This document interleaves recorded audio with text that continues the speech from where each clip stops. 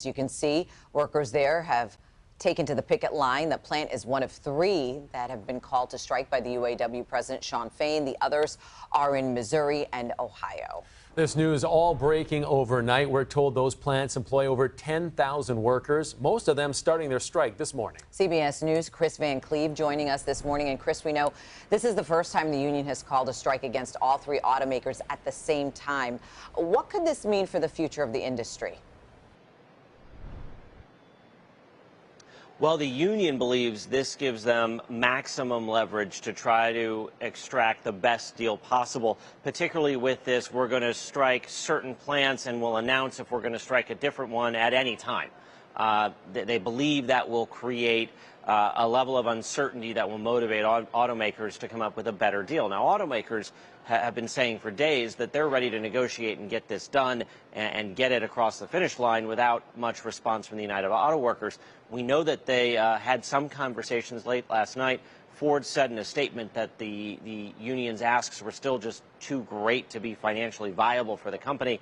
And now we see strikes at 3 plants. Negotiations probably not resuming until at least Saturday at this point, we're hearing. Yeah, Chris, we're hearing the same thing, that Shawn Fain doesn't plan to get back to the bargaining table till tomorrow. So when they do get back underway, what can we expect that to look like?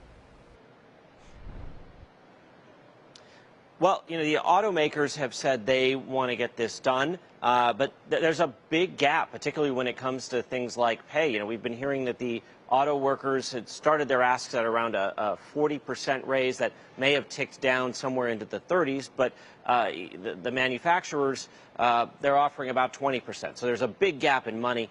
You have some non-starters for the car makers, things like pensions and a 4-day work week, and then the rest in you know, inflation, cost of living increases, job protection, the elimination of tiers, things that are very important to the auto workers.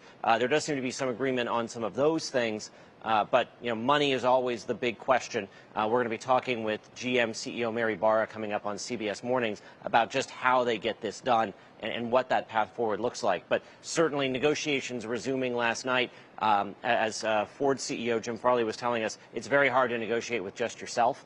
So both sides talking seems like a good start to getting past this strike. It's going to be interesting to hear what Mary Barra has to say here coming up in just a little bit. Thank you so much, Chris. We're going to go ahead and bring Jordan back in now. He is live outside the striking Ford plant there in the city of Wayne. And Jordan, what's happening out there right now? Chris and Sandra, when you just heard from Chris Van Cleve, I mean, he has such a great point that it's really tough to figure out where these negotiations are at right now. But I've been talking to people that are picketing right now. They think they're close. But, you know, it just comes down to when is that deal going to get done? Essentially, something that they added, which is a good point, is say the deal gets done on Monday. It takes about a week for that to kick in. So then they would still technically be on strike because they need to ratify that deal. And then there's just a lag time in getting that deal done to then making sure that these auto workers get back to work and the strike is done. So you can take a look yourself here for the strike going on right here at the Ford assembly plant in Wayne. There's still only about 5 to 10 people out here on this side. There's another 5 to 10 people down the street. One of the main guys we talked to, Scott Fox, such a character this morning. He has been at this Ford assembly plant for about 32 years. He said he could retire. He is just doing this to support the fellow men and women that work here at the Ford assembly plant. His big thing was, as you'll take a listen to here in a second, he wants to make sure that the people that are in their 20s and 30s, the young people that started mid-2000s, later 2000s, was to make sure that they have a good pension. I'm on strike because I want to see a better wage for the 2-tier people. I've got 32 years with the company. I'm getting ready to retire. I want to see a nice pension for me, being a legacy person, and I want to see our 2-tier people get to their max sooner in a shorter period of time. Scott Fox, I mean, he's someone that we've been talking to all morning long. I mean, he has been great insight into what's going on out here at these picket lines. We know that they're going to be out here 24/7. They have 6-hour shifts. Scott said he's about to be on his way out. There'll be more people coming in here.